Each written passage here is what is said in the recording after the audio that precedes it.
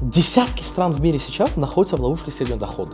В том числе некоторые страны в нашем регионе также. Искусственный интеллект — это мода, это просто хайп. Динамические, хаотичные, рандомные процессы. Если Абсолютно. такой инвестор попадается, это уже счастье для компании. Таджикский стартап проводит пилот Зигана с 8 крупнейших банков США. У нас маленький рынок, его нужно использовать как сэндбокс. То, что работает, масштабировать вне. Вы сами не ожидали, что он поведет себя именно так. Он должен показывать результат. Они должны видеть, что просрочки падают вниз, уровень одобрения идет вверх. Это никогда уже не произойдет, мир уже не тот, который был раньше. Почти в 100 раз увеличился объем портфеля, который выдан через алгоритмы Zipla. Это наше конкурентное преимущество вообще в азиатском регионе. Наша AI-индустрия может стать локомотивом экономики страны благодаря Джанобиули. AI может дать буст развитию экономики. Мы приведем AI-инвесторов. Это миллиарды долларов инвестиций в GPU действительно поменяет траекторию развития страны.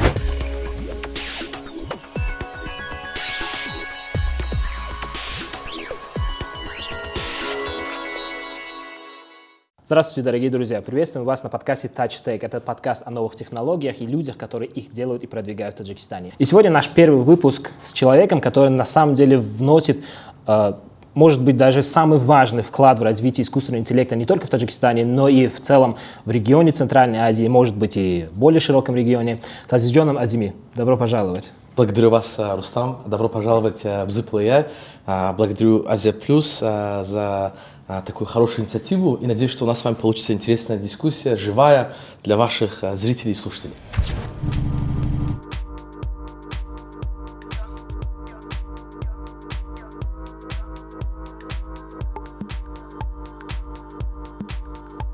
Спасибо большое. И как это, наверное, становится и является традицией в любых интервью, давайте начнем с того, с чего вы начинали. Но опять-таки те люди, которые следят за вашей деятельностью, за Zipla AI, они знают в принципе о вашем бэкграунде, какое образование в Стэнфорде, Гарварде вы получали, и насколько это действительно важный фундамент для развития дальнейшего как личностного человека, так и, в принципе, профессионального. Но можно наблюдать даже такую тенденцию, когда человек получает хорошее образование, особенно в сфере IT, они зачастую, наоборот, ищут работу в мегакорпорациях типа Meta, Amazon, Google и так далее. Что вас сподвигло и стало таким поворотным моментом, что вы решили: не буду работать на Google условный, вернусь в Таджикистан, буду развивать стартап, тем более в сфере искусственного интеллекта здесь? Вы абсолютно правильно заметили то, что давайте возвратимся в контекст 18-19 годов, когда я учился в Стэнфорде на MBA, и это кажется, как была другая эпоха, да, вообще до ковидная. Вот получается, когда я заканчивал уже первый курс на MBA, у нас активно проходил рекрутинг, то есть вот все крупнейшие компании, которые вы сейчас перечислили, и не только приходили на кампус, проводили мероприятия и начинали хантинг студентов. То есть это прям каждую неделю мы там ходили на ивенты, то Meta, тогдашний Facebook, то Snapchat, то Amazon, другие. И вот я помню вот отчетливо промежуток между первым и вторым курсом летом, был 19-й год, я приехал обратно в Таджикистан на, по-моему, 2 месяца было. И на тот момент уже функционировал TouchRapt. Это вот некоммерческая организация, которую я основал, которая занимается продвижением критического мышления путем образования для молодежи. И вот тогда мы получили грант на запуск Академии искусственного интеллекта от Исламского банка развития, Международный финансовый институт, членом которого является Республика Таджикистан. И вот я помню отчетливо то, что вот когда я видел потенциал ребят в TouchRapt, 15 лет, 16 лет молодежь уже загорается, да, вот, понимает математику, вот, слышит про машинное обучение и понимает, что в этом можно что-то делать. И когда вы это видите визуально, вы понимаете, что как бы за этим будущее. А на секундочку, искусственный интеллект не был таким хайповым, как сейчас тогда. Это все еще было такой вот нишей, да, в мире даже технологий. И поэтому, когда я возвратился на второй курс, я точно уже понимал, что там я должен возвратиться на родину, запустить тогда уже Академию искусственного интеллекта, потому что Zipla не было, внедрения кейсов у нас пока не было. И вот второй курс, уже ковидный период, тогда уже у меня были предложения там, пойти на работу там, в хедж-фонд, в консалтинг, там, в технологической компании, но уже я принял четкое решение. Абсолютно все думали, что как бы, почему, там, родные, близкие, друзья говорили, зачем, продолжай карьеру, там, строй карьеру. Я говорил, вы не понимаете одну вещь, то, что в Таджикистане потенциал, который есть в искусственном интеллекте, он может не только изменить там, жизнь 10, 15, 20 людей в этой сфере, он может изменить траекторию роста всей страны. Это именно то, о чем всегда говорит Джанобиули, что нужно думать про стратегическое развитие долгосрочно. Поэтому вот так и началась история наша в те года. Мгм. Отлично, очень интересно на самом деле. И если вот как раз-таки взять тот период, когда вы начинали работу, уже, получается, StageRapt, основали эту организацию, но в любом случае в Таджикистане стартапы только-только зарождались. Да. И до сих пор этот процесс продолжается, вот открывается IT-парк и прочие подобные институты. И в этом плане возникает такой вопрос, какие сложности, какие вызовы были самыми сложными в запуске тогда еще TouchRapta, потом Zipla в Таджикистане? Вот я вам расскажу кейс вообще, как Zipl зародился, потому что это, я думаю, тоже интересная история. Получается, 2020 год, где-то август-сентябрь, я возвращаюсь на родину. На тот момент я уже 12 лет жил в основном в США. Возвращаюсь на родину, и вот на тот момент у нас была только Академия искусственного интеллекта. Вот первый набор ребят, которые проходили через обучение там, в машинном обучении, в глубоком обучении, естественно, обработка языка и так далее. И первый поток наших студентов, мы думали как? Чтобы их трудоустроить, мы отправим на стажировки в финансовые учреждения. У нас был такой подход, чисто как стартап-гараж, да, вот стэнфордский. То есть мы подумали, где есть база данных, в каких секторах. На тот момент это либо банки, либо телекомы, либо, вот скажем, маркетплейсы, там, либо службы доставки, то есть сервисная индустрия.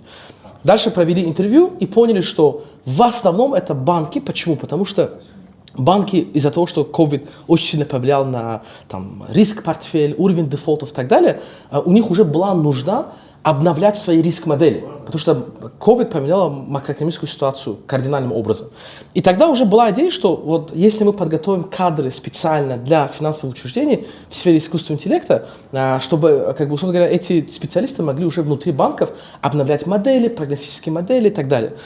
И с этого начался наш тезис. Но потом, когда я уже переехал обратно, вот уже конец 2020 года, мы провели пару бэк-тестов, показали финансовым учреждениям, что внедрение самых базовых моделей искусственного интеллекта, самых примитивных, улучшает их уровень точности, уменьшает дефолты. Ответ был какой? Пока нет готовности внедрять эти модели, если мы там, примем, условно говоря, стажеров, то нету кейсов, над которыми они могут работать внутри.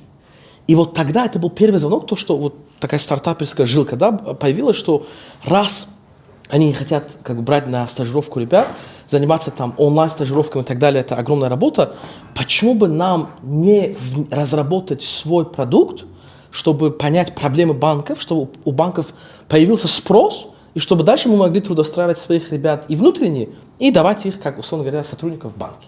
И вот от этого и зародился Zipl, что была надобность у банковского сектора. И вот наш первый кейс, с которым мы начали, кредитный скоринг на основе машинного обучения, зародился именно так.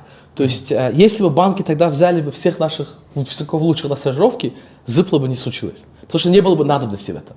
Очень хорошо, что, получается, они не увидели этой возможности сами самостоятельно запустить. Я с вами согласен.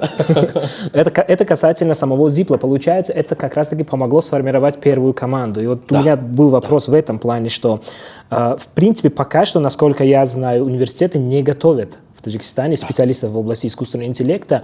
Насколько сложно было собрать свою команду и какие вызовы были в этой сфере, в этом направлении, потому что, с одной стороны, вузы не готовят, с другой стороны, та тенденция, о которой мы в самом начале говорили, что человек получает образование за рубежом и там и остается, не приезжает. Вы, наверное, единственный такой человек, который решили вернуться. А что все-таки помогло вам собрать эту команду? Насколько я знаю, команда Zipl, она очень сильная и очень хорошие специалисты здесь работают. Я одну ремарку сделаю, то, что вот у нас сейчас в стране 7 вузов, в которых есть специальности искусственного интеллекта. Есть некоторые вузы, как технологический университет, где есть даже факультеты. То есть уже база создается перед нашими глазами. Но я думаю, что большой залог нашего успеха в том, что вначале мы инвестировали в свою собственную академию. И, соответственно, уже когда академия расширилась, мы понимали, что мы набираем ребят именно под кейсы и под навыки, которые нужны нашим клиентам. Поэтому то, что у нас академия разрастилась, она теперь и в Душанбе, и в Худжанде, вот скоро будет открытие и в других регионах страны, это уже расширило пайплайн, воронку ребят, которые приходят к нам в академию. Но дальше уже вот здесь важный момент какой. Вот 21-22 год мы, условно говоря, начали внедрять свои первые алгоритмы благодаря тому, что была первая команда, те люди, которые преподавали в нашей академии и стали нашими первыми сотрудниками. Они все еще с нами работают по сей день. Но мы понимали уже, что чем больше мы выходили за пределы Таджикистана, и это очень важный момент, что вот глобально Таджикистан маленький рынок. Но мы не должны сидеть и говорить, что у нас маленький рынок, нельзя ничего делать. Мы должны думать, что у нас маленький рынок, его нужно использовать как сэндбокс. Давайте пилотировать гипотезы, проверять, что работает, что не работает, и то, что работает, масштабировать в ней. Но самое важное – масштабировать вовремя, чтобы не слишком зацикливаться на маленьком рынке. И вот именно поэтому на стыке 23-24 годов, когда мы уже вышли на рынке Эмиратов, Саудовской Аравии и так далее, мы уже понимали, что уровень конкуренции высокий, требования банковского сектора намного выше, чем в нашем регионе. И, соответственно, мы уже начали инвестировать в людей, которые на уровне senior data scientistов, senior ML инженеров. Я вот вам приведу пример. Наш вице-президент по продукту в компании Шухрат Халибеков, у него долгая успешная карьера была в России, он сам таджикистанец, и получается он работал в Ernst Young, работал в City Mobile, в нескольких других крупных компаниях, он возглавлял дирекцию AI в ОККО, и у него большой опыт, и когда мы уже начали расширяться, у нас были венчурные инвестиции, мы начали, например, собирать такие кадры, как Шухрат. Или вот другой кейс, который, например, я тоже думаю, очень интересный кейс, Сергей Шульгин. Это вот наш глава R&D, он возглавляет все наши неокр разработки в Zipple. Он переехал в Таджикистан после событий известных пару лет назад. И когда мы с ним познакомились, вот почти 2 года назад уже, мы рассказали, что у нас есть архитектура синтетических данных, но нет реализации, потому что местные специалисты, у них нет настолько глубоких знаний, как, например, профессора или R&D разработчики, как Сергей. И вот Сергей за, буквально говоря, год, у него ушло примерно год, выстроил команду внутри R&D, работал с Шухратом, со мной непосредственно с другими коллегами, и мы разработали свой генератор синтетических данных. То есть я к чему веду? К тому, что путь должен был, идеальный путь должен быть какой? Найти всех кадров, особенно в мире AI, не то что в Таджикистане, в Центральной Азии трудно. Но путь должен быть какой? Вы пилотируете первые продукты, получаете первый ревеню, растете, привлекаете венчурные инвестиции, уже у вас есть ресурсы привлекать топовых кадров, и нужно, наоборот, гордиться тем, что, например, кадры с Российской Федерации, на уровне профессоров, докторов, они переезжают в Душанбе, чтобы заниматься разработками в сфере искусственного интеллекта. И это вообще ломать стереотип, историческую траекторию последних 10-15 лет.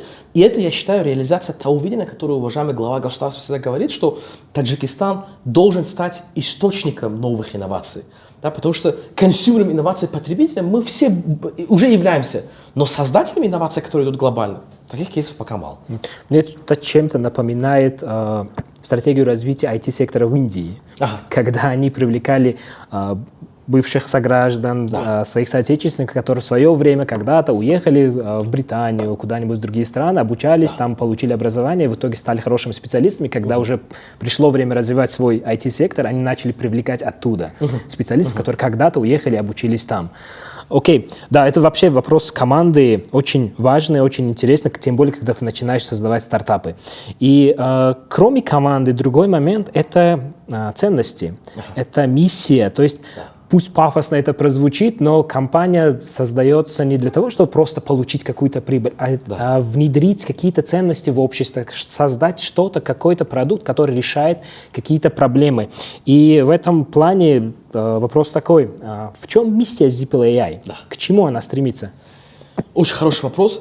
Я думаю, что в первую очередь нужно ответить, что мы R&D first компания.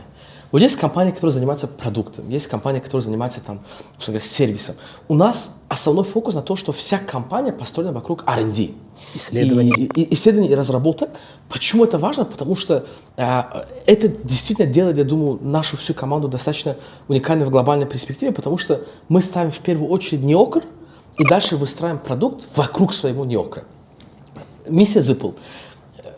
Те, кто из сферы Data Science и искусственного интеллекта, знают, что первое, чему нас обучают в мире разработки алгоритмов искусственного интеллекта, это, например, вы начнете работать с набором данных, data sample. Первый шаг – убирайте аутлайеры, выбросы. Потому что выбросы, они влияют обычно в разных направлениях на модели. И весь мир искусственного интеллекта, специалисты, которые обучаются в университетах, они обучаются тем скиллам, что убирайте аутлайеры, и дальше уже делайте препроцессинг, то есть обрабатывайте эти данные, вставляя их в какой-то алгоритм. У нас абсолютно другой подход. Почему? Потому что есть такой феномен, как черные лебеди. И весь Zipple построен вокруг феномена черных лебедей. Я вот очень большой фанат Нассима Талеба, я рекомендую всем вашим зрителям и слушателям прочитать его книги, там есть целая там, серия, да, «Черный лебедь», «Антихрупкость» и так далее. Феномен черных лебедей каков? Он объясняет, что если смотреть на события в истории, в экономике, там, в разных сферах, происходят события, которые имеют три дефиниции, три определения. Первое. Они имеют практически нулевую вероятность до. То есть происходит событие, и как бы оно настолько фантастическое, что ну, как бы, никто об этом не думал, никто это не прогнозировал. Например, кризис 2008 года застал врасплох весь мир. Или вот пошлины, которые там, были объявлены пару дней назад в Соединенных Штатах, мы все понимали, что будут пошлины, но никто не думал, что будут глобальные пошлины практически на все страны мира. Кто это ожидал? Ни один экономист не прогнозировал. Вторая дефиниция, что это должны быть события, которые имеют большой импакт. То есть это не какое-то там, да, рандомно малое событие, это большое событие, которое имеет глобальный масштаб влияния. Либо на уровне страны, региона, там, мира. И третье, то что когда оно происходит, обычно люди из-за того, что у нас есть когнитивные свои там байсы, да, в голове, начинают думать, ну, конечно должно было произойти. Да, почему? Потому что мы любим упрощать и объяснять вещи, даже которые мы не понимаем, наш мозг, он всегда старается его упрощать. И вот если суммировать, черные лебеди реально движут миром. Кто ожидал то, что будут вот такие события за последние пару десятилетий, да, там, 8-й год кризиса, или вот события ковида, или там события последних лет, там, геополитические конфликты. То есть это события, которые никто не ожидал, они происходят, и все потом начинают рационализировать. И если смотреть вот в сторону искусственного интеллекта, когда разрабатываются алгоритмы искусственного интеллекта, они априори игнорируют черных лебедей, потому что убираются выбросы. А черные лебеди, говорят статистически, это всегда выбросы. Это 3, 4, 5 стандартных распределений от медианы. И поэтому Zipple построен вокруг идеи того, что в банковском секторе, в страховом секторе и так далее, там, где есть риск, присутствие риска, мы разрабатываем модели искусственного интеллекта, которые включают умные выбросы, smart outliers.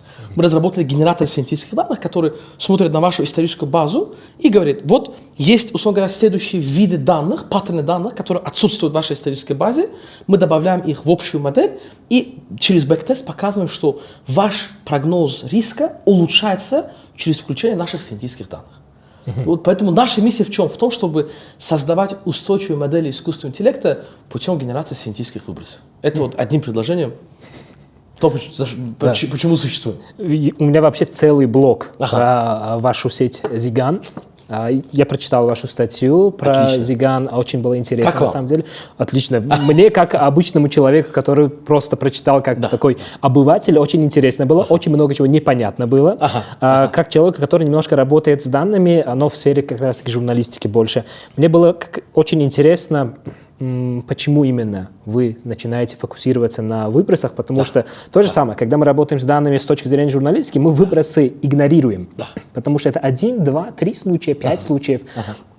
Но в данном случае получается, что Zigан как раз-таки работает над генерацией, над созданием, синтезом подобных данных. Да. Абсолютно. И к вашим словам, Zigан применим там, где есть динамические, хаотичные, рандомные процессы. То есть, если в вашем кейсе в журналистике вы собираете какую-то базу, чтобы там, сделать прогноз там, условно говоря, статичных вещей, там Zigан вам не очень нужен, потому что ваша база историческая, она будет достаточно статичная и хорошо прогнозируемая. А там, где, например, вот финансовые учреждения, где инфляция, там, денежные переводы, процентные ставки постоянно меняются, там не только за дни, за часы, вот там как раз таки и нужен Zigан, чтобы лучше прогнозировать, какие сценарии черных лебедей могут происходить и как они будут влиять на, там, условно говоря, bottom line для банков. А для банков, вот если говорить про риск-портфель, да, это что? Это всегда уровень дефолта, на уровне портфеля, на уровне всего банка, уровень резервов, провизий и так далее. То есть вот именно в финансовом секторе Zigан и применим, потому что черные лебеди всегда влияют на финансовый сектор. Вот как раз-таки другой момент использования самой архитектуры GAN, генеративных состязательных сетей. Когда я пытался изучать эту тему, почему Zigан создан на базе GAN, а не, например, трансформеров, тем более речь как раз-таки о генерации условно текстовых данных, потому что табличные данные в любом случае это по сути текст тот же самый. Тогда как гамма-сети, они как бы созданы для работы с плотными данными, типа картинок, они используются, например, использовались, по крайней мере, в первых версиях Runway ML, This Person Does Not Exist и так далее, то есть они генерировали картинки больше, анимации. Почему не трансформеры, если техническую сторону этого вопроса взять? Очень хороший комментарий, и вы сейчас чуть-чуть предсказали направление, в котором мы идем. Я вам объясню, почему мы изначально выбрали архитектуру ганов, и потом, как мы их хотим поженить с трансформером. По поводу ганов. Значит, в нашем кейсе у нас табулярные данные, и, соответственно, когда мы думали про архитектуру ган, мы разрабатываем и генерируем синтетические выбросы путем использования макропеременных. То есть у нас же должен быть какая-то фича, которая позволяет, условно говоря, генерировать больше строк.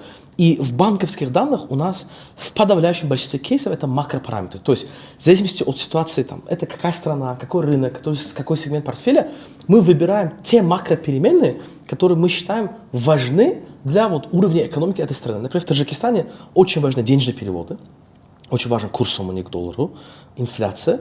И вы даже не поверите, косвенно на наш рынок влияют и цены на нефть. Потому что цены на нефть влияют на российский рынок, а тенденции в российском рынке влияют на нас. Там есть временной лаг, по которому даже цены на нефть через квартал-два, косвенно говоря, влияют на курс сомони к рублю, к сомони к доллару и так далее.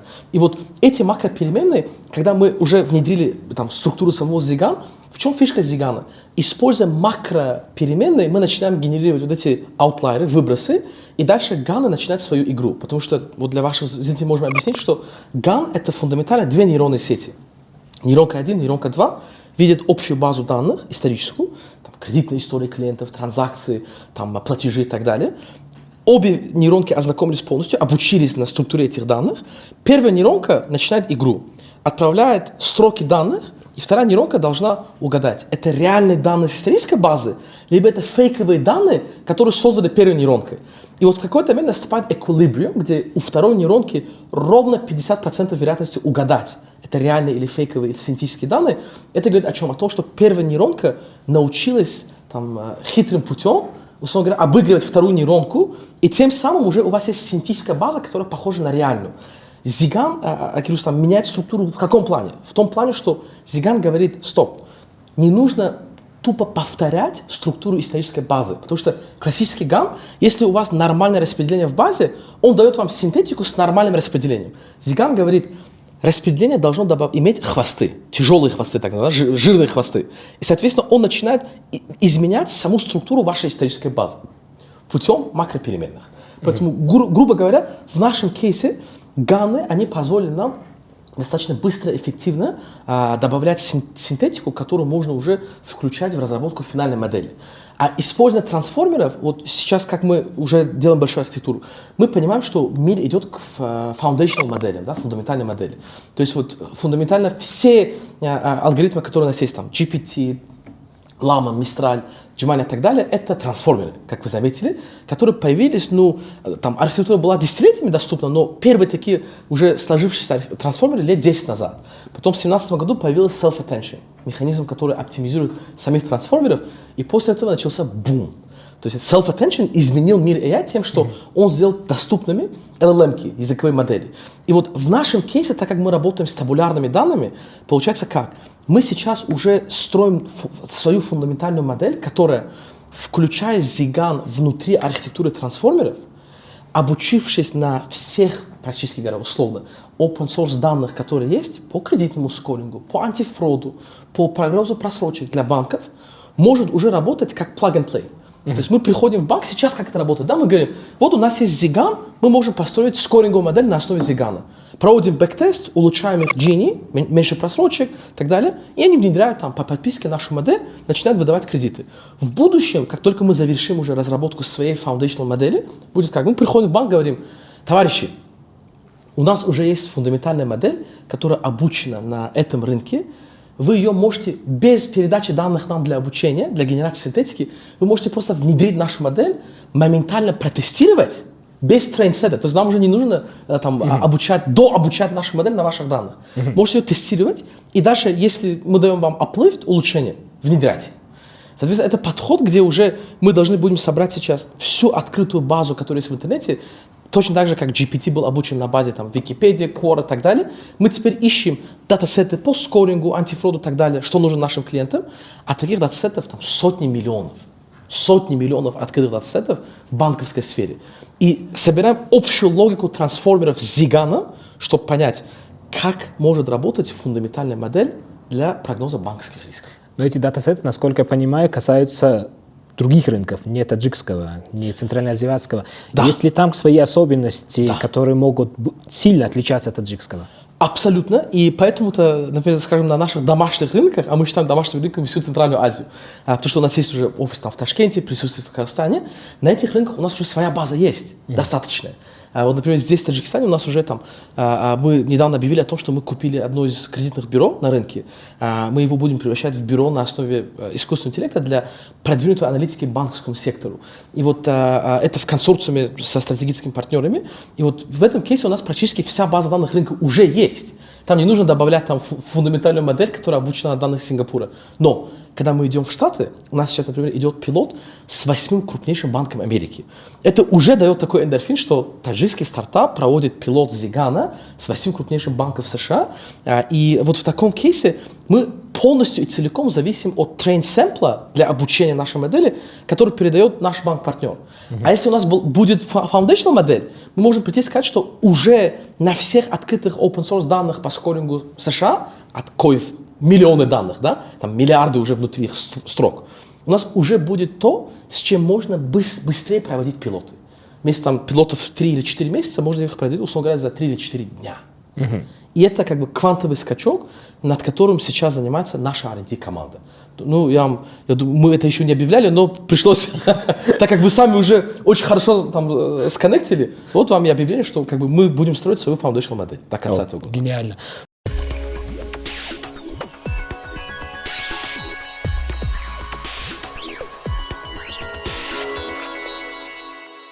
Желаю вам успехов в этой Спасибо сфере. большое. Как раз таки у меня был вопрос по поводу проекта ION, о котором вы уже упомянули. Это создание такого кредитного бюро. Да. И когда читал статью про ION на вашем сайте, там было указано, что теперь искусственный интеллект может пользоваться в разных направлениях, и в частности в борьбе с мошенниками. Да. О каких именно мошеннических схемах идет речь, и какую роль именно ИИ в данном случае может сыграть? Абсолютно. Вот давайте возьмем кейс антифрода. Почему антифрод идеальный кейс для аутлайеров, для выбросов? Предположим, у вас сэмпл, вы финансовое учреждение, у вас проходит 1 миллион операций в день, транзакций. Клиенты там, делают переводы друг другу на другие карты, за рубеж, они получают транзакции. То есть есть объем транзакций 1 миллион сэмплов каждый день, который имеет свой, там, скажем, номер карты привязаны к ИНН, то есть есть общий идентификатор ИНН. И дальше какие-то параметры. Когда был совершен перевод, какая сумма, валюта, кто был отправителем, сколько раз они вам отправляли до этого. То есть создается база, там, скажем, из 10-20 там, фичей. И вот тут кейс какой. Если брать фрод как пропорцию всего транзакционного сэмпла, фрод всегда меньше 1%. То есть у вас с миллиона транзакций, могут быть максимум 10 тысяч фродовых транзакций, а в реальности там могут всего лишь пару сотен фродовых транзакций. Но это транзакции, которые сильно на вас влияют, потому что они как мошеннические, и это сильно всегда влияет и на репутацию, и на там, финансовое положение самого финучреждения. Соответственно, если вы даете выборку 1 миллион сэмплов ежедневно, где у вас, предположим, 10 тысяч фродовых кейсов и 990 9 тысяч и, условно говоря, не фродовых кейсов, то получается как? Давая эту базу скажем, 990 тысяч нефродовых, 10 тысяч фродовых, давая эту базу в классической модели машинного обучения провалится в классификации, потому что слишком мало фродового сэмпла. И вот там по-любому вам нужна будет синтетика, чтобы обогатить фродовые сэмплы, чтобы модель могла различать фрод от нефрода. Если вы даете базу, где 99.9% данных одного класса, модель будет вам всегда говорить, что это такой класс. Да, будет не фрод, не фрод, не фрод. Поэтому вот в кейсе ION кредитного бюро, что мы хотим сделать? Мы хотим уже объединить базу данных транзакционную, банковского сектора, чтобы именно была передача данных по фродовым кейсам. фроду. Потому что сейчас банки разрабатывают антифрод решения внутренние. У каждого банка свой антифрод. Мы хотим на базе кредитного бюро обогатить именно базу фродовых транзакций, потому что у финансовых учреждений есть интерес делиться фродовыми данными, чтобы, условно говоря, поставить стоп-факторы. И дальше, обогатив, там, условно говоря, всю эту базу, мы начнем использовать синтетику, чтобы прогнозировать, какие паттерны фродов могут происходить, которых еще не происходило ранее. Потому что фрод, он всегда инновационный, он всегда меняется. Мошенники всегда начинают там новые пути, новые там типы транзакций. И вот в этом заключается стратегия, что, во-первых, объединить базу фродовую, чтобы было больше данных для обучения там, классификационных моделей.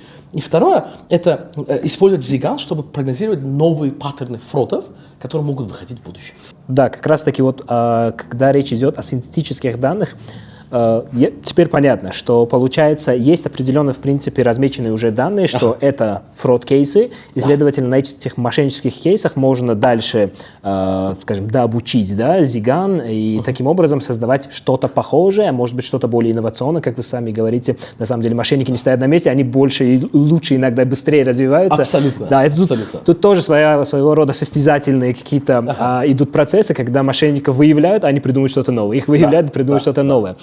Но вот касательно именно синтетических данных, в прошлом году выходила статья в Nature о том, что был проведен эксперимент, исследование, когда синтетические данные использовались для обучения моделей, и эти модели коллапсировали, то есть даже термин коллапс модели был предложен. Не грозит ли это Zigant, и как, если, конечно, есть определенные механизмы уменьшения этих рисков, и какие механизмы используются Zigant, если не секрет? Абсолютно. И то, что вы заметили, mode collapse, он достаточно часто происходит в ганах. Это одна из вещей, которую мы предусмотрели в нашей архитектуре. То есть в архитектуре самого Zigant там получается оптимизация метрик, которую мы используем. Например, ML Utility. Это вот одна из важнейших метрик для оценки того, насколько правильно сгенерированы синтетические данные. Она встроена в Zigant, чтобы, условно говоря, вот таких коллапсов было меньше. И вот сейчас я знаю, что наша R&D команда проводит еще больше работы над тем, чтобы кроме ганов экспериментировать, например, с diffusion моделями. Потому что diffusion тоже очень популярны. Автоэнкодеры. Вот автоэнкодеры уже включены в архитектуру Zigant, но они как один компонент, variational автоэнкодеры. Потом есть там разные инструменты, над которыми у нас идет работа. Плюс мы заявляли об этом в прошлом году, что у нас еще открылась лаборатория Zehen. Zehen — это уже сугубо R&D лаборатория, где там специалисты из-за рубежа даже тоже работают. Они занимаются уже непосредственно более такими фундаментальными мультимодальными архитектурами. У нас в Zipple только идет акцент на табулярные данные, а в Zehen это уже мультимодальные модели, в том числе Computer Vision, NLP и так далее. И вот там я знаю, что сейчас мои коллеги занимаются тоже там, разработками разных видов синтетических генераторов, кроме ганов. Но вроде у нас вот по Zigant, сколько уже внедрений, там более 50 банков, там 20 стран мира, с которыми мы партнеримся, внедрения идут очень эффективно и показывают, самое важное, хороший результат на деле, то есть снижение просрочек. Потому что для банков, в конце концов, генератор синтетических данных должен показывать результат. Они должны видеть, что просрочки падают вниз, либо уровень одобрения идет вверх при схожем уровне просрочек. Это вообще очень интересная тема. Мы немного углубляемся уже в технической теме.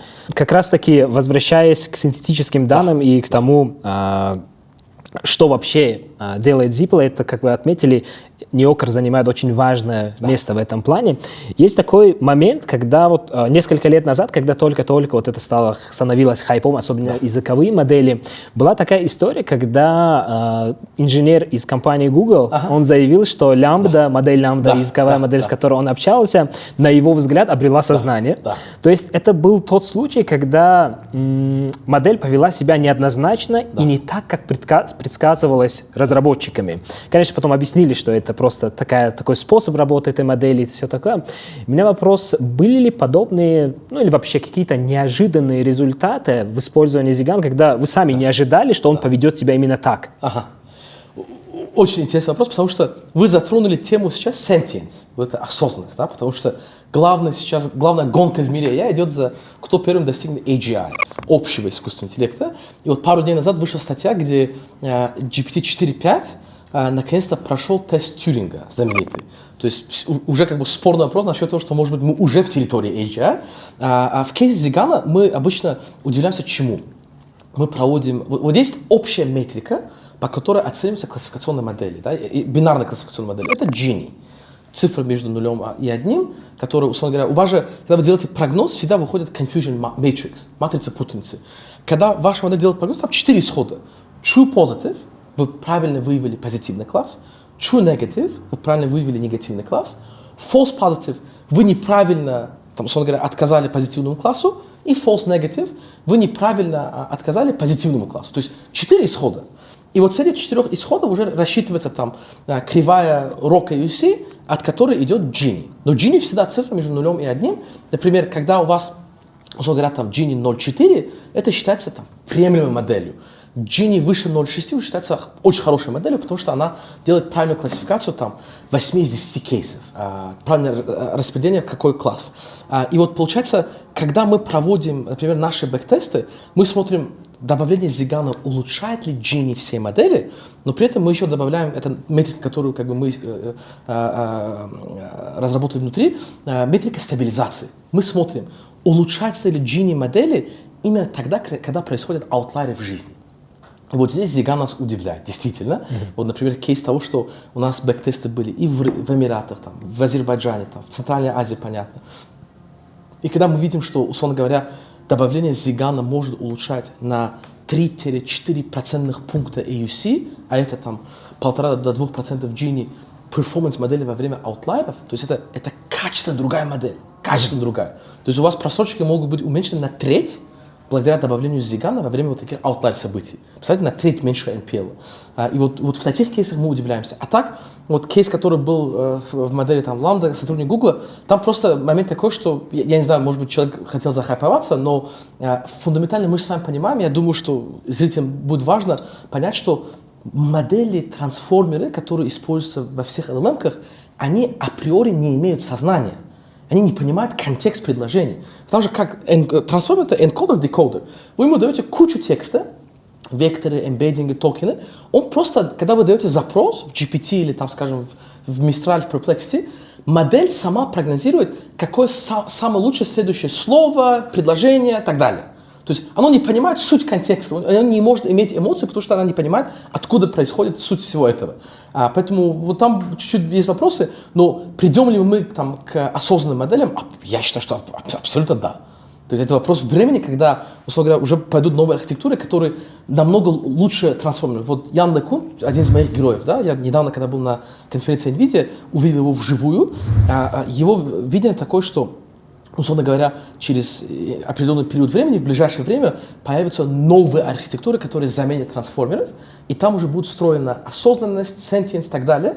Вот вчера тоже я ночью сидел, не мог уснуть, потому что Llama объявила новую последнюю модель, 200 языков, мультимодальная, до там 48 изображений параллельно могут идти в процессинг, и это все нас делает ближе и ближе к этому осознанному. Да, Llama 4. Да. На самом деле очень важный момент здесь как раз-таки лежит между самим понятием осознанность, неосознанность. Да. То есть искусственный интеллект, вообще эта сфера, она подразумевает целую науку, разные науки причем, да, начиная от математики, программирования, компьютерных наук и заканчивая психологией и нейробиологией, потому что не совсем понятно даже, как все там внутри этой черной коробки происходит.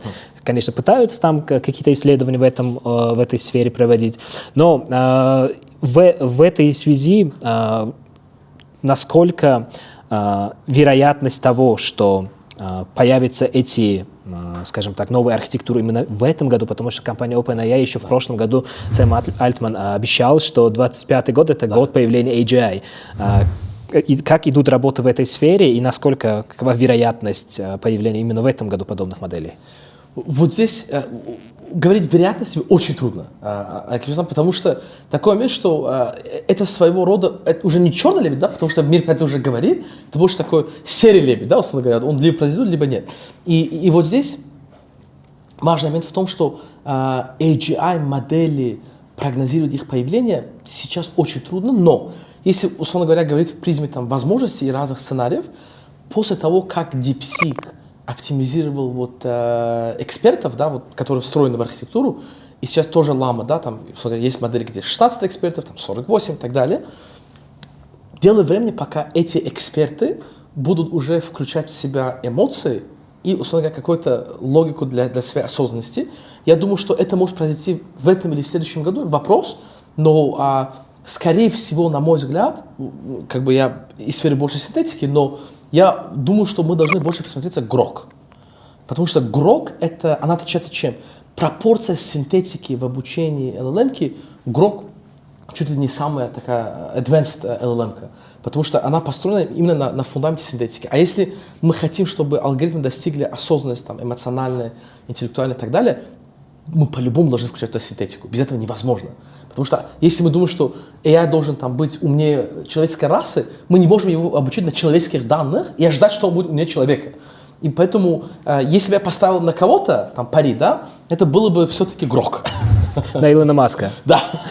Но я сам очень большой фанат Илона, поэтому это тоже такой момент. Да, ну то, что он сейчас творит, это, конечно, отдельный вопрос, то, что происходит сейчас в этой сфере. А что касается самих новых, получается, алгоритмов, новых архитектур, насколько их внедрение, особенно появление AGI, может сильно повлиять на экономику? Вот здесь это очень такой хороший вопрос, потому что когда мы, вот, например, начинали работу над национальной стратегией искусственного интеллекта нашей страны, которая была первой в Центральной Азии, 2022 год, уважаемый Джанобюли ее подписал, вот мы начали работу над национальной стратегией в конце 2020 года. Я сейчас объясню, почему это соединяется с вопросом про экономику. Конец 2020 года я переехал обратно, и тогда у меня была магистерская работа в Гарвардском университете именно про искусственный интеллект как источник leapfrog развития для экономики Таджикистана.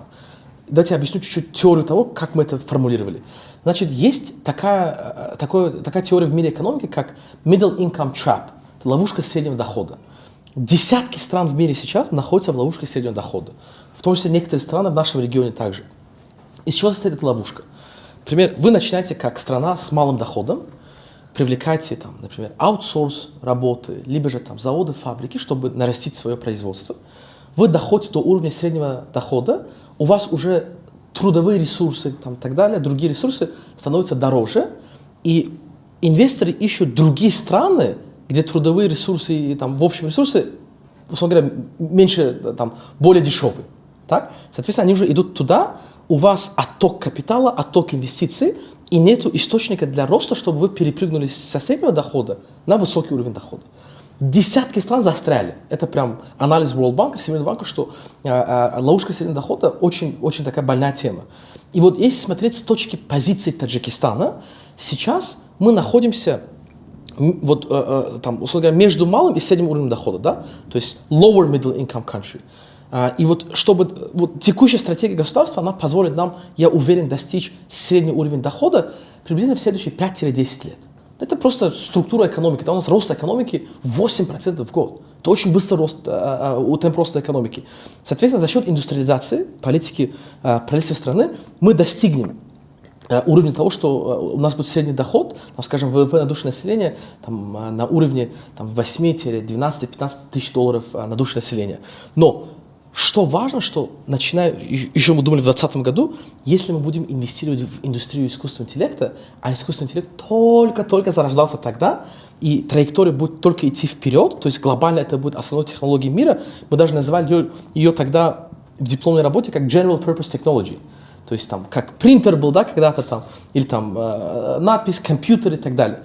И, как показывает время, наш прогноз абсолютно был прав. Это одна из вещей, которой я очень горжусь, что анализ, который проводил, это не только был я, да, это в первую очередь Министерство промышленности и новых технологий, наши коллеги из других госструктур, с которыми мы делали эту работу с нуля. И вот тогда аргумент был такой, что инвестируя в индустрию искусственного интеллекта, мы зарождаем сектор, который в следующие, там, условно говоря, 10 лет он будет зарождаться, достигнет определенных успехов, и дальше, когда страна уже будет на уровне среднего дохода и исчерпает изначальные преимущества там, дешевых ресурсов, уже AI сможет быть источником для того, чтобы Таджикистан перешел грань в верхний уровень дохода, условно говоря, стал Сингапуром или Исландией, благодаря тому, что он уже будет иметь хорошие позиции в мире AI. И вот я думаю, в следующие пару вопросов мы с вами это обсудим. Есть конкретные идеи, там, которые мы сформировали в Совете по искусственному интеллекту, да, как можно без никакого хайпа, да, вот стратегически трансформировать нашу страну там, на уровень дохода, условно говоря, Исландии в следующие десятилетия, используя наши там, недры в мире искусственного интеллекта. И это, опять же, я хочу подчеркнуть то, что видение, которое было у уважаемого Джано Биоли, то, что в 2021 году, в 2022 году, когда мы уже формировали драфты стратегии искусственного интеллекта, что он увидел эту стратегическую значимость, что можно перепрыгнуть уровни экономического роста благодаря искусственному интеллекту. И еще один комментарий я сразу вам скажу, забегая вперед, то, что номер один вопрос, который я получаю всегда. Искусственный интеллект заменит рабочую силу. Что делать? Во-первых, искусственный интеллект уже заменяет рабочую силу во всем мире. И он будет это делать все больше и больше. Почему? Потому что искусственный интеллект для бизнеса, для частного сектора, он снижает издержки. Он более выгодный. Вот тем же финансовым учреждениям выгоднее переходить на автоматизированные скоринги на основе ML, потому что у них операционные расходы идут вниз. И при этом портфель улучшается. Поэтому это событие, которое будет происходить, это как бы, условно говоря, в 18 веке там, спрашивают, да, во время промышленной революции в Британии, а почему там, условно говоря, там, эти механические там, да, паровые станки, машины. Да, паровые машины, они заменяют людей. Что делать? Их же не остановили. И вопрос в том, что мы можем быть наблюдателями того, как AI становится технологией общего пользования, либо мы можем быть одним из глобальных игроков в этой промышленной революции. Я выбираю второе, потому что уважаемый Джано Биоли уже сказал, что это один из наших национальных приоритетов, поэтому нам нужно трудиться, чтобы уже превратить все эти, там, условно говоря, стратегии в результаты для ВВП страны. Да, ну вообще, в принципе, если так взять, если принять во внимание экономический, особенно военный потенциал искусственного интеллекта, если эти два фактора есть в какой-либо из технологий, а если есть оба фактора, то от нее никогда не откажутся. Поэтому, в принципе, те люди, которые сейчас думают, что искусственный интеллект — это мода, это просто хайп, это просто такая временная какая-то игрушка, которая только-только появилась, и она скорее исчезнет, и все мы дальше будем сами работать так же, как и 50 лет назад. На самом деле это никогда уже не произойдет. Мир уже не тот, который был раньше. И на самом деле новые технологии играют важную роль в этой сфере. И вы как раз-таки отметили момент создания стратегии. Насколько мы все знаем уже, да, вы сами и компания Zipple играют важную роль как в принятии этой стратегии, как в ее разработке, так и в ее имплементации, то есть реализации в жизни. Какая роль отведена Zipple в рамках этой стратегии, если так посмотреть? Я очень горжусь тем фактом, что в самой национальной стратегии искусственного интеллекта Zipple, кейсы, который мы сделали по внедрению AI для скоринга, он записан. И вот тогда, я помню, прям 30 сентября 2022 года, заседание правительства, когда уважаемый глава государства подписал национальную стратегию, тогда на тот момент наш портфель кредитный, который банки выдавали с нашим скорингом, я могу ошибиться, он был в районе там, 30 миллионов сомоний. И за эти 2 года, которые прошли с тех времен, мы нарастили эту цифру почти в 100 раз. Если это глобально. Почти в 100 раз увеличился объем портфеля, который выдан через алгоритмы Zipple. И это и есть, я думаю, показатель того, что Zipple, когда мы писали над стратегию, Zipple был на уровне pre-seed стартапа, но он имел большой потенциал. Сегодня Zipple присутствует, как я говорил ранее, в 20 странах. У нас уже список инвесторов, глобальные фонды, Prosus, если возьмем, да, один из самых крупных технологических инвесторов мира. Холдинг в $150 миллиардов, публичная компания в Голландии. Самый наш большой инвестор, да, на нашем cap table. Это кейсы, когда вот Zipple в первую очередь показал и доказал, что можно экспортировать синтетический AI-софт из Таджикистана. И, во-вторых, Zipple смог построить целую экосистему. Вот я сказал чуть-чуть про Zegin, теперь уже есть Epsilon, есть Daria AI, есть вот AI Factory, то есть это целая экосистема AI-индустрии, которая выстроилась вокруг Zipple. И я уверен, что вот следующий этап реализации надстратегии, потому что надстратегия разделена на этапы, да, условно говоря, 5-летки. Сейчас мы как бы подходим к тому, что к 2027 году будет завершена первая 5-летка реализации надстратегии. Я уверен, достигнем основную цель, то, что 1% экономического эффекта от ВВП AI должен давать. К 2040 году цифра должна быть 5%. И поэтому роль Zipple, она будет все больше и больше, потому что чем Zipple, я говорю внутри команды, каждый банк, который мы присоединяем к нашему AI-софту в мире, это еще одна, условно говоря, стрела, которую мы там точечно отправляем, чтобы достичь цель 5% ВВП страны от искусственного интеллекта. И здесь, опять же, ключевая роль Министерства промышленности и новых технологий, потому что наш совет по искусственному интеллекту, да, при министерстве, он координирует взаимоотношения между государством и частным сектором в сфере искусственного интеллекта для того, чтобы эти технологии были внедрены. И вот тот же кейс, вы сказали ранее про IT-парк. Вот завтра у нас будет открыто, да, IT-парка, инициатива Агентства инноваций и цифровых технологий. действительно огромная победа, я думаю, работы агентства в том, что налоговые преференции, которые будут предоставлены резидентам IT-парка, последние, которые были объявлены недавно, буквально пару недель назад, они лучше, чем налоговые преференции в IT-парке Ташкента или в Астана-хабе. Вот у меня есть дочерки и в IT-парке Ташкента, и в Астана-хабе. Например, в ФСЗН, Фонд социальной защиты населения, в Ташкенте там 7%, если не ошибаюсь, в Астане 10%, у нас, как я понимаю, будет 5%. Освобождение от всех остальных видов налогов, соответственно, преференции уже лучше. И вот для меня, как для AI-стартапера, да, уже выгоднее открываться в IT-парке здесь. В будущем уже я уверен, что Area AI и наш технопарк по искусственному интеллекту будут иметь схожие преференции. Это кейсы, которые, я думаю, агентство сделало огромную работу здесь.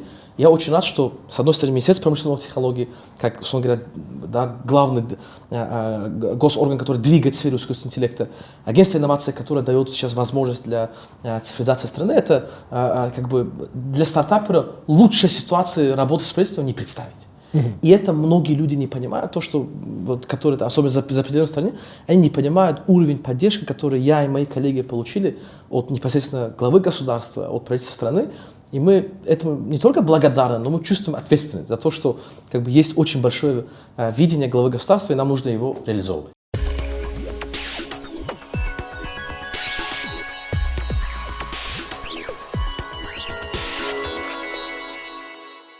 Ну, в любом случае, это партнерство, потому что есть еще и выгода для самого государства. Абсолютно. Да, вообще, когда я говорю, рассказываю об искусственном интеллекте, в том числе и за рубежом, на каких-то конференциях, тренингах, семинарах, особенно больше всего в Казахстане, там, в Узбекистане иногда получается об этом говорить, и пробирать какую-то гордость, говорить, что в Таджикистане мы первые приняли стратегию развития. Да? Таджикистан является одним из первых стран в Центральной Азии, который вот, продвигает это все. Не просто одним из первых, а является первым на самом деле. И в этом плане, как меняется роль и место Таджикистана не просто в экономическом плане, но еще и, как вы думаете, как меняется место Таджикистана в области научной сферы, особенно касательно искусственного интеллекта?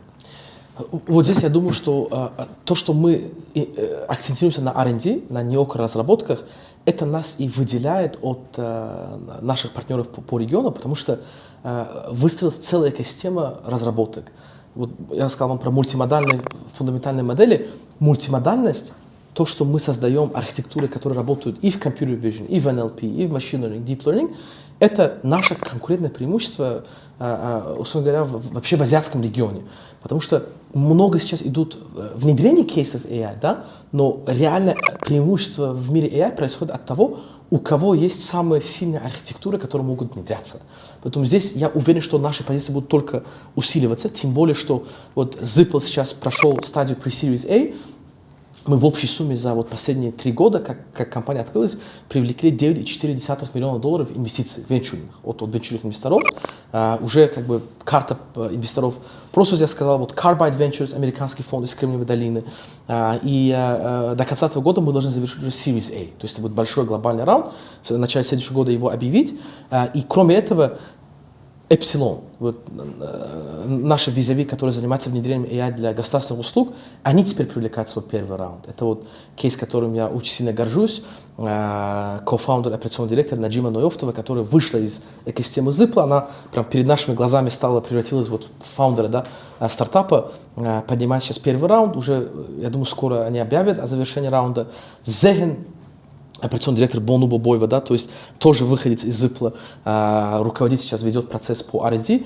Это кейсы, когда вы видите вот молодые, особенно молодые девушки, да, чем мы должны все сильно гордиться, создают целые AI-команды как руководители и дальше уже привлекают не только венчурные инвестиции, но и внедряют свои технологии в Казахстане, в Индонезии, там, в Саудовской Аравии и так далее.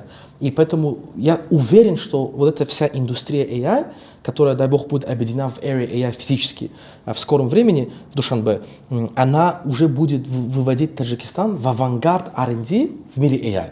С другой стороны, есть очень много работ, которые мы делаем в сфере регулирования искусственного интеллекта, или, если точнее, саморегулирования. Это вообще отдельная тема, но там Таджикистан действительно, благодаря видению мудрости главы государства, становится глобальным thought leader, лидером мнения, пионером понятия саморегулирования искусственного интеллекта. И вот это в рамках того, что сейчас работает очень активно наш МИД по продвижению специальной резолюции ООН, в Генассамблее ООН, о принятии общих принципов саморегулирования AI в Центральной Азии и создания регионального центра искусственного интеллекта Центральной Азии в городе Душанбе. Это вот ядро резолюции, которую наш уважаемый глава государства предложил, и мы сейчас очень тесно работаем с МИД, с нашим постоянным представительством при ООН. Я благодарен каждый день, что у нас такие есть кадры, руководители в госструктурах, которые вот, мне, честно говоря, в удовольствие работать. Бывает иногда там с некоторыми структурами, там, конечно же, споры, разногласия, это так и должно быть. В споре рождается истина, но тот уровень взаимодействия, который, например, у Zipla есть с государством, это, я думаю, кейс успеха. И про это, кстати, написано в кейс-стадии. Мы же гордимся тем, что, например, в Центральной Азии есть две компании, про которых написали кейс-стадии в топовых бизнес-школах мира. Есть Каспи, который гигант, 20 миллионов долларов капитализация, да, про него написали кейс для магистрантов в Гарвардском университете, а про Zipl написано кейс-стадии в бизнес-школе Стэнфордского университета. И там огромная часть кейс-стадии про то, как Министерство промышленной технологии, правительство Таджикистана взаимодействовало с нами, чтобы Zipl превратился в то, что он есть. Мало это или много, но уже есть. И этот фундамент есть. Но очень хорошо, что как раз затронули вопрос регуляции, саморегуляции, потому что так или иначе, когда речь идет о роли участия государства в любой сфере, всегда речь идет больше о таком внешнем контроле, внешней регуляции этой сферы, особенно если касается искусственного интеллекта. В разных странах применяются разные подходы. В Европе очень любят регулировать, там зарегулировали, наверное, практически все, что связано с искусственным интеллектом.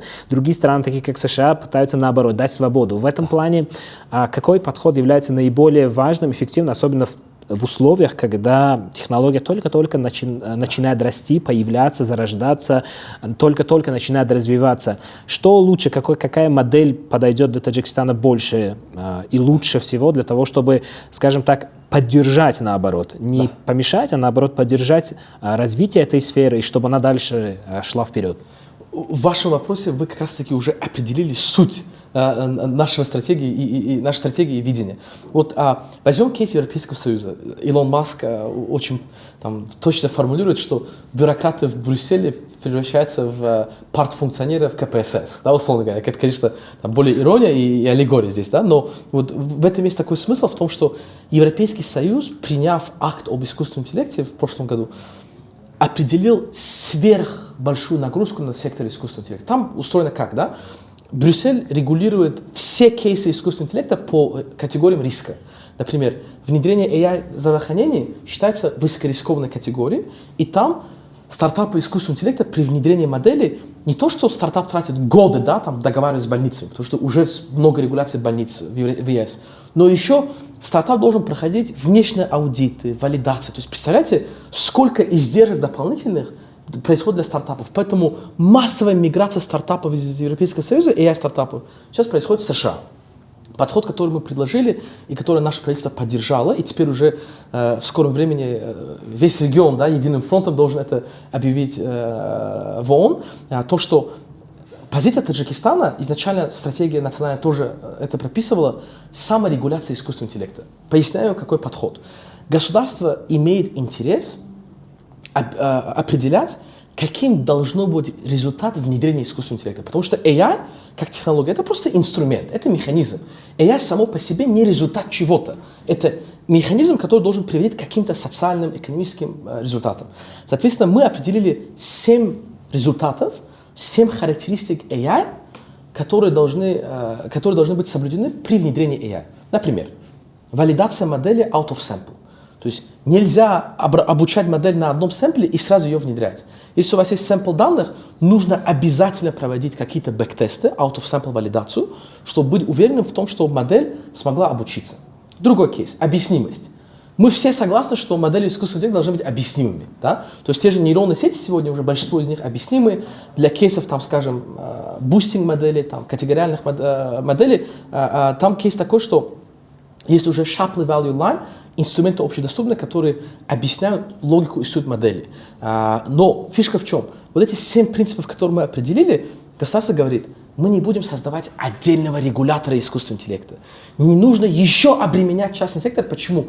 Тот же Zipl. Вы представляете, перед тем, как мы внедряем один AI-софт в банк, сколько тестов, комплайнса, регулирования мы проходим у этого финансового учреждения. То есть мы проходим 7 кругов ада, и нам 8-й круг ада еще не нужен. У нас уже и так уходит много времени там, на POC, пилот, бэктест, комплайнс и так далее. Вот 8-й крупнейший банк Америки, который я вам сказал, вы не представляете, мы 6-й месяц проходим уже комплайнс параллельно с пилотом. Комплайнс. Поэтому позиция Республики Таджикистан, это видение, опять же, уважаемого Джано Биоли, что рынок должен саморегулировать применение вот этих сфер, и там есть такой подход, который мы внедрили, горизонтальная саморегуляция. То есть текущие регуляторы, например, в нашем кейсе Zipla, наш окончательный регулятор – это Национальный банк Таджикистана. Потому что Национальный банк является регулятором банковской сферы. Соответственно, Нацбанк должен смотреть за тем, как банки внедряют AI по этим 7 принципам, но он должен это делать в призме его отношений с банковскими учреждениями, не с Zipla AI. Потому что я, как разработчик AI-модели, передаю эту модель внутри систем банка, внутри архитектуры стека банка.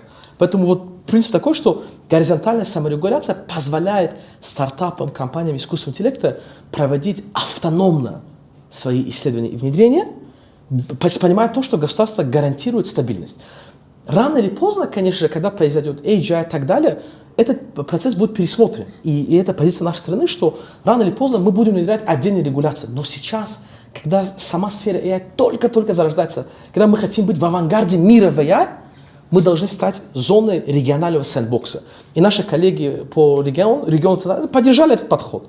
И вот теперь представьте, что я очень надеюсь, что в скором времени, когда резолюция будет принята, Центральная Азия, благодаря инициативе уважаемого Джано Биоли, Республики Таджикистан, даст глобальную региональную альтернативу Европейскому Союзу, и другие регионы мира, скажем, Меркосур, Африканский Союз и так далее, будут видеть альтернативу. Есть подход бюрократический и есть подход инновационный. И этот подход саморегуляции, он более всего нужен и развивающимся странам, но также нужно отметить, как вы заметили, что администрация президента Трампа, она придерживается этой же позиции. AI должен быть саморегулирован, потому что они хотят, чтобы США стали главным эпицентром развития AI в будущие десятилетия. Ну, тут идет конкуренция прямо на глобальном уровне между странами уже, потому что все понимают, насколько AI может дать буст развитию экономики. Мы не будем даже забывать про Китай, который также активно внедряет эти новые технологии, разрабатывает эти технологии. Вы упоминали уже DeepSeek, о том, какие отличия у этой модели от прочих подобных. И очень важен вопрос саморегуляции, потому что одно дело, когда кто-то говорит, что надо делать, что нельзя делать, что хорошо или плохо, да? Как раз таки с точки зрения хорошо и плохо есть еще вопрос саморегуляции, когда у компании есть определенные этические принципы, какой-то кодекс свой, который помогает ему изнутри регулировать самого себя и таким образом говорить, что в эту сторону мы пойдем, а вот в эту сторону мы не пойдем. Тем более, когда речь идет о развитии и создании инструментов, как вы уже упомянули и отметили, что искусственный интеллект – это всего лишь инструмент пока что. По крайней мере, он пока не обрел сознание и самосознание, он пока инструмент. А каких этических норм, принципов придерживается Zipl в данном случае при разработке продуктов? Вот, как вы заметили, эти же 7 принципов, о которых я говорил ранее, валидация, объяснимость, транспарентность и так далее, это и есть принципы, которые мы внутренне в Zipl внедряли. И вот когда началась вот эта инициатива региональная по саморегуляции искусственного интеллекта, мы стали инициаторами со стороны Совета по искусственному интеллекту открытого письма, которое подписали более 30 ведущих стартапов в сфере искусственного интеллекта Центральной Азии, разработчиков, инвесторов. И вот эти 7 принципов, которые мы определили, их придерживаются и Zipl, и наши партнеры по региону Центральной Азии. Там подписанты практически со всей Центральной Азии. Все ведущие компании в этой сфере поддержали принятие этих общих мер. А как насчет клиентских банков? Вот в кейсе банковского сектора там очень интересный момент, то, что в зависимости от конкретного рынка очень меняется регуляция. То есть в некоторых рынках, например, есть такой же подход, где сэндбокс. Там, скажем, в Саудовской Аравии, в Эмиратах очень прогрессивные центральные банки, которые говорят, что есть песочница, в рамках которой внедряется AI-решение. Европейский рынок или британский рынок, сейчас там мы заходим, например, в рынок Британии сейчас, это уже совсем другое, потому что там есть конкретные виды регуляции того, что как банк должен валидировать внутренний и проводить внутренний аудит того, что алгоритмы объяснимы. Поэтому вот там уже у нас уходит намного больше ресурсов на то, чтобы мы были такой compliant, да? Но главное преимущество в чем? В том, что синтетические данные, они обеспечивают конфиденциальность данных. из-за того, что это данные, сгенерированные искусственным интеллектом, там априори отсутствует личная информация клиентов. Нету личной информации. Поэтому это облегчает нашу работу в разы, если так сказать. Особенно, когда речь идет о Европе. Абсолютно. Абсолютно. Мы как раз-таки пришли к вопросу о рынке ИИ в разных странах. И штаб-квартира Zipple, она находится не в Таджикистане сейчас, она находится в Дубае. У нас головная в Дубае. Да, почему именно Дубай? Чем отличается этот рынок, эта сфера там? И почему вы выбрали именно Дубай? Почему не другие страны? Получается, мы в 2023 году на тот момент уже масштабировались по Центральной Азии, активно внедрили там наши кейсы AI в Узбекистане, в Казахстане, в Кыргызстане. И было уже как бы стратегическое решение, куда мы идем дальше, где наша глобальная штаб-квартира. Дубай имеет несколько преимуществ, но это не те преимущества, о которых люди думают. Вот стартаперы со мной, когда разговаривают, они думают о том, что в Дубае, там, условно говоря, есть нефтяные деньги, вы туда пойдете со стартап-идеей, и вам сразу выдадут чек. Это абсолютно, это миф. Но Дубай силен тем, что это наверняка единственный город в мире на данный момент, где, условно говоря, инвестора из США, Китая и России могут не то что нормально сосуществовать, но и взаимодействовать и делать что-то вместе, совместно. То есть Дубай превратился в либертарианскую мечту, а я как либертарианец сильно придерживаюсь вот этой, да, условно говоря, там, принципов того, что Дубай смог сделать. Одна из причин, почему Telegram Павел Дуров базируется в Дубае, да, теперь. Дубай стал вот таким либертарианским оазисом, где вы можете творить свободно и в рамках британского права. Потому что, например, там, где Zipple зарегистрирован, Международный финансовый центр Дубая, DIFC, это уже как бы фри-зона, где действует британское право. А это самая, условно говоря, я бы сказал, стабильная система управления права, которая есть в мире. И плюс в том, что DIFC смог собрать как инвесторов с Северной Америки, Европы, там, с Китая, так же и местных инвесторов. Поэтому, например, я в поездках почти каждую неделю. У меня буквально, вот, скажем, в следующие 4 недели карта моих поездок там Джакарта, Токио, Стамбул, Лондон и дальше Штаты. И вот если вы базируетесь в Дубае, у вас есть рейсы абсолютно повсюду, и у вас, вот, например, когда я живу там, в Дубае, в неделю у меня минимум 5 гостей. Потому что кто-то транзитом, инвестор едет в США, там, в Джакарту, останавливается в Дубае. Или же наш банковский партнер, председатель правления банка, да, может быть, летит с Ташкента там, на конференцию в Лондон, останавливается в Дубае. Поэтому это реально стало, я думаю, объединяющей точкой мира, и более его значимость растет, как такой стартап столицы мира. Вы упомянули как раз-таки о том, что в том числе в самом Дубае, в том числе в Саудовской Аравии, в разных странах мира есть ваши клиентские банки. И, конечно, есть определенные отличия между ними, не только в плане законодательства, но, наверное, и в плане потребностей, тех требований к продукту, который вы предлагаете, представляете им. Насколько сильно отличается требования условного банка, например, я не знаю, в Саудовской Аравии от банка в Таджикистане, в Кыргызстане или в Казахстане? Там есть определенные моменты, где сильно зависит от риск-параметров банка. То есть, я бы сказал, от страны к стране не очень сильная разница. Почему? Потому что есть общие задачи, которые банкиры должны достигать. Это уменьшение просрочек и так далее. Но есть, во-первых, разница большая в доступности данных. Например, то, что мы видим в Казахстане в плане доступности данных, во многих рынках мира такой доступности данных нет.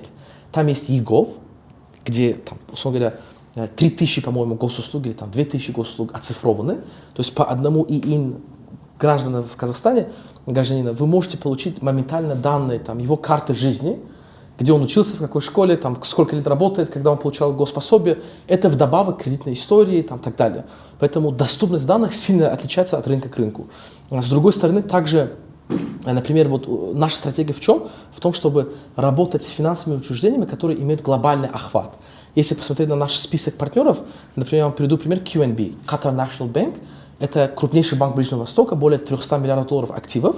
Мы с ними работаем сейчас на 4 рынках. Уже произошел запуск в Эмиратах, сейчас проходят пилоты в Иордании, Египте и Турции.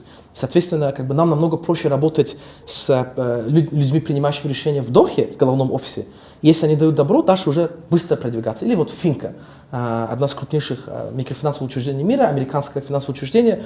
Мы с ними сейчас работаем в режиме лайв в 4 рынках и запустили еще в 9. Поэтому это кейсы, где, условно говоря, нам важнее намного работать с централизованными финучреждениями и масштабироваться с ними глобально, а там уже в зависимости от рынка мы всегда кастомизируемся под местный рынок. Но это в том числе открывает доступ к данным, Абсолютно. которые можно использовать для обучения. Да, да, да.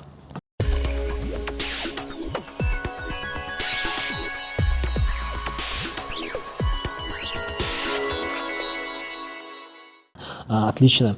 А что касается вообще метрик успеха, успешности внедрения этого кейса, есть ли тут определенные отличия? В метрике, я бы сказал, универсальные. Вот те же в кейсе риск-модели, скажем, если это бинарная классификация, fraud, антифрод, scoring approve, scoring reject, там, сделать просрочку, не сделать просрочку, в таких бинарных классификациях всегда действует Gini. И Gini такая общая универсальная метрика. Получается, если это прогнозные модели, то там могут быть уже там, разные там, метрики, как RMSE, R-square и так далее. Поэтому метрики друг от друга не сильно отличаются. А то, как на эти метрики смотрят сами банки, Да. это они придерживаются именно подобных показателей эффективности внедрения или есть определенные отличия с точки зрения банка? То есть я вот банк внедряю какой-то продукт на основе, например, Zigam для того, чтобы предсказывать, вернут мне этот кредит выданный или не вернут, да, условно. Или тут есть определенные отличия, может быть, у самих банков во взглядах к этим новым технологиям? Абсолютно. И вот здесь важный момент какой? Зависит сильно от уровня и развития Data Science направления внутри банка. Те финансовые учреждения, у которых есть сильные дата-сайентисты, сильная там, дирекция Data Science, то в тех кейсах намного быстрее происходят пилоты, потому что уже определены автоматически, да, вот Gini, Uplift, Backtest и так далее. А у тех финучреждений, где пока Data Science команды нет, там уже, условно говоря, вот метрики те же, но уходит намного больше времени. Определить sample, train, тест, там, validation, определить уровень метрик, уровень uplift и так далее. Тут невозможно пройти мимо темы привлечения инвестиций. Да. Поскольку вы уже, в принципе, затронули эту тему о том, что Carbide Ventures, Prosus Ventures уже инвестировали в вашу компанию. И в зависимости от того, кто инвестирует и как инвестирует, это может повлиять на траекторию развития самой компании. Да. Повлияло ли это на Zipple AI? Появились ли новые направления?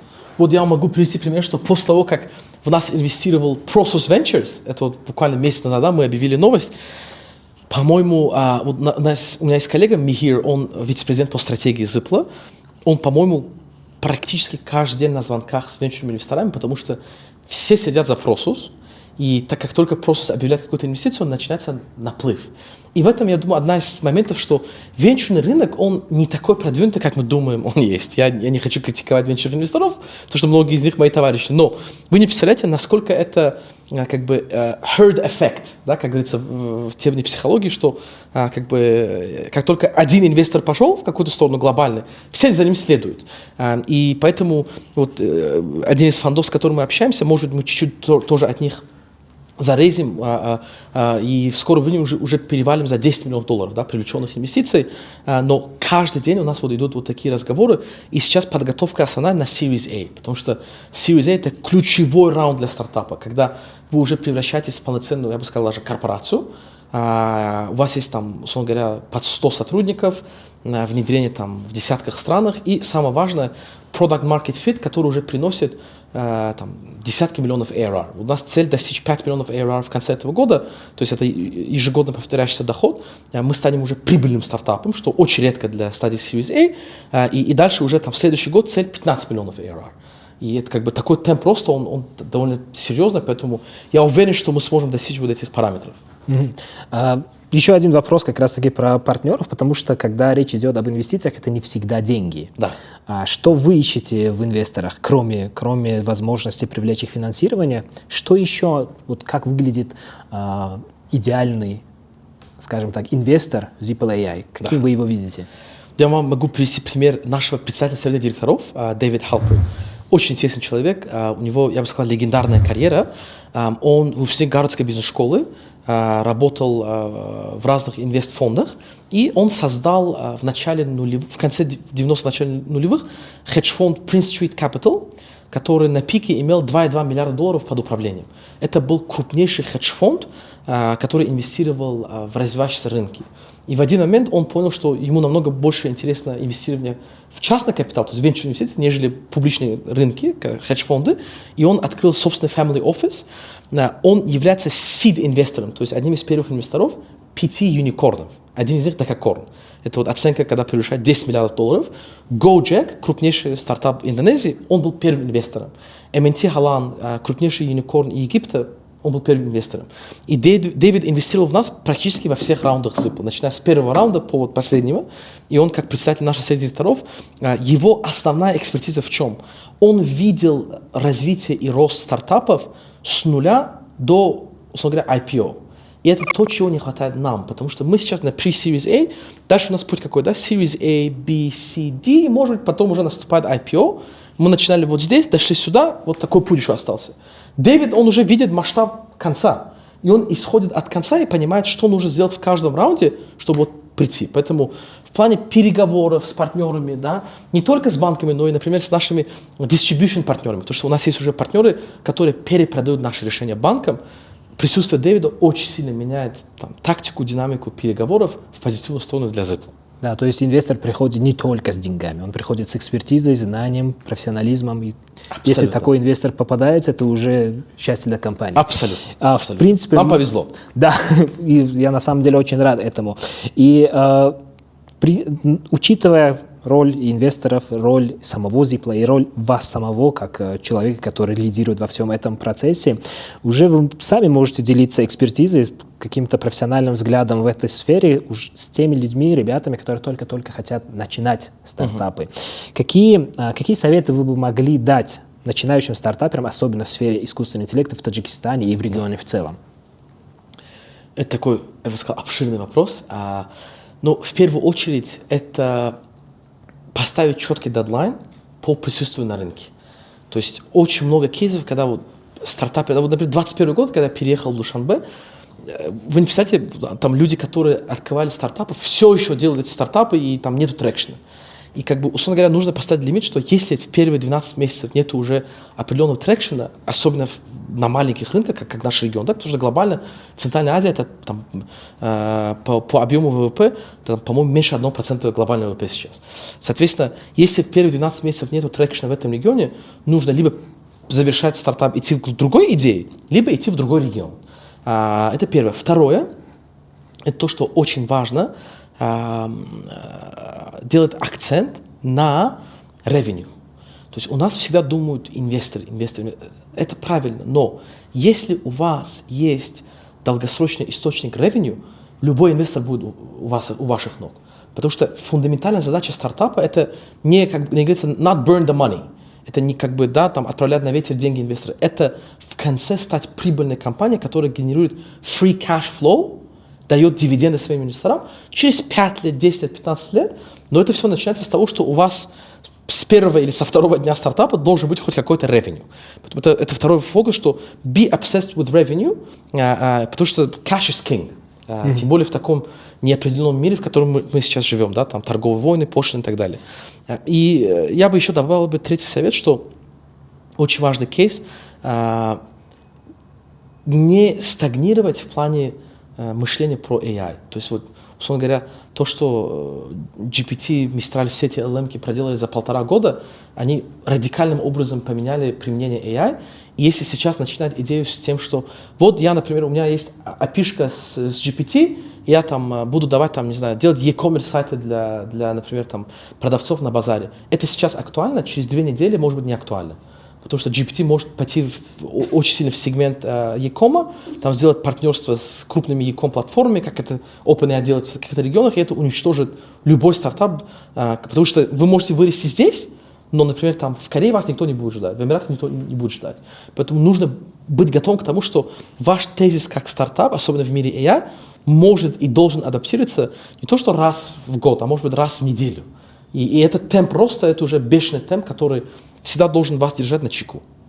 И вот чтобы не потерять, это уже последний вопрос, не потерять свое место в этом мире не только нам самим, но и всему Таджикистану. Важна инфраструктура. Вот упомянули про Дубай, что оттуда можно уже поехать и полететь в любую точку мира.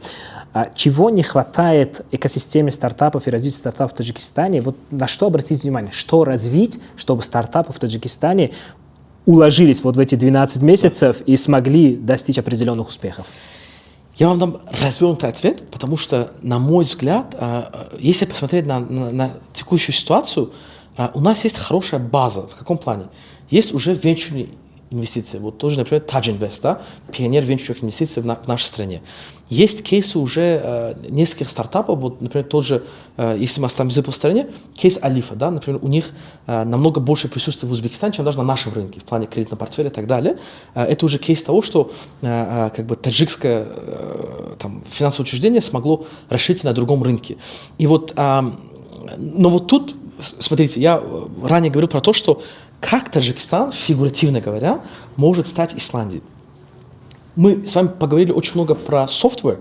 Я буквально одну ремарку добавлю про hardware. Может быть, как-то у нас будет возможность с вами отдельно развернуто об этом поговорить, как только будут открытия наших первых GPU в этом году. Весь мир AI зависит... Это сейчас как бы, если была бы математическая функция, то определение самой траектории этой функции зависит очень сильно от одного параметра – доступность GPU. Потому что все AI-модели мира сейчас, грубо говоря, да, они зависят от GPU. И там цепочка supply chain очень интересная. NVIDIA контролирует практически 90% поставок GPU мира, но NVIDIA не производит ни одного GPU сама. Это просто компания, которая делает софт для GPU, дизайн и так далее, архитектуру. Производит GPU TSMC, тайванский гигант, который контролирует, грубо говоря, 90% производства этих GPU.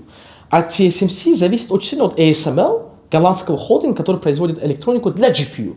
И эти три компании, как условно говоря, картель, контролируют поставки всего GPU в мире. Это, сейчас десятки миллиардов долларов в год. А в следующем году будет, по-моему, уже больше нескольких сотен миллиардов. Я думаю, в следующие 10 лет будет уже триллионы долларов расходоваться, потому что все внедрения AI зависят в той или иной степени от версии GPU. В этом году у нас в Таджикистане откроется первый кластер GPU. Мы сейчас вот выбираем либо H100, либо H200 от компании NVIDIA. И это нам очень нужно, потому что, вот, например, разработка фундаментальной модели Zipla с использованием Zigan, там уже, вы представляете, если десятки миллионов датасетов будут включены в претрейн, сколько это займет компьютер. И нам экономически выгодно иметь свои GPU, чтобы внутренне в Таджикистане, так как у нас R&D команда базируется в основном здесь, проводить эти исследования. Или же вот мультимодальные модели, там обязательно нужен доступ к GPUs. Но теперь подумайте со стороны инфраструктуры GPUs. Что нужно для того, чтобы GPU работали эффективно? В первую очередь это доступное, стабильное электричество. У нас Таджикистан является гидросупердержавой. Вот сейчас стройка века, Рагунская ГЭС, опять же, только видение Джаноб-Биоли, я думаю, позволило нам вообще начать этот проект. Потому что там проектировщики, когда видят, что такая гора, там внутри такая постройка, проектировщики сказали бы, как бы это очень трудно, да? Но видение, настырность, упорство Джаноб-Биоли привело к тому, что Всемирный банк является инвестором этого проекта, бюджет нашей страны. Это проект, который изменит позиционирование Таджикистана. Вот 3,6 гигаватт проектных, да, если определенную часть мы можем отдавать как оффтейк не только на экспорт электричества, а на то, чтобы открывались GPU-кластеры в Таджикистане, это в разы больше дохода для казны страны. Потому что если мы экспортируем электричество, сколько мы можем заработать, да? 4 цента в киловатт-час, 5 центов в киловатт-час. Это оффтейк-контракты в нашем регионе. Это конкурентный рынок. Потому что и наши соседи тоже инвестируют в солярную энергетику, в гидро и так далее. А если мы будем именно работать с глобальными дата-центр-операторами, не для хранения данных, да, а именно для AI-компьют, чтобы были GPU-кластеры, ASICS-кластеры, и дальше эти кластеры арендовались маркетплейсом, потому что уже там тысячи маркетплейсов GPU сейчас, то мы можем, там, условно говоря, Рагунская ГЭС, другие ГЭС в стране могут зарабатывать, смело можно сказать, там, в районе 10 центов в киловатт-час. А если еще государство будет как бы иметь какой-то оффтейк сама, то есть само государство будет оперировать своими GPU, то там мы подсчитывали, что в 8 раз больше доходности от того, чтобы использовать электричество и продавать доступ к GPU, чем продавать просто электричество, там, скажем, соседним странам.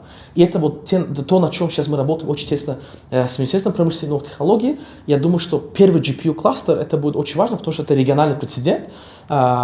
И надежда в том, что вообще гидропотенциал Таджикистана чуть ли не 100 гигаватт. Гидропотенциал. Если Таджикистан сможет хотя бы 1-2 гигаватта, наша с вами страна, в следующие пару лет предоставить для AI-компьют, и мы приведем AI-инвесторов, это миллиарды долларов инвестиций в GPU, в инфраструктуру, 1 мегаватт дата-центра, это 8 миллионов долларов постройки. Там кулинг, кондиционирование, охлаждение и так далее.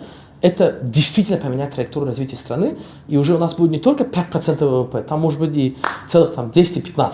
Поэтому я уверен, что используя гидро-супердержава потенциал, да, что у нас есть, используя развитие AI-индустрии, привлечь AI-компьютер инвесторов в следующие 10, 15, 20 лет, Таджикистан действительно может превратиться в такую некую Исландию, либо Сингапур, где у нас есть и сильная AI-софтовая индустрия, и сильная AI-хардвер индустрия. И это мы еще сами не говорим про то, что сколько майнинг-потенциала редкоземельных металлов у нас есть, которые могут быть использоваться в поставках GPU. Поэтому полноценно, комплексно я благодарен главе государства, нашему правительству за то, что у нас, я очень хочу, чтобы наша общественность знала, что мы не просто стартап, мы являемся частью большой AI-экосистемы в Таджикистане, которая выстраивается перед нашими глазами.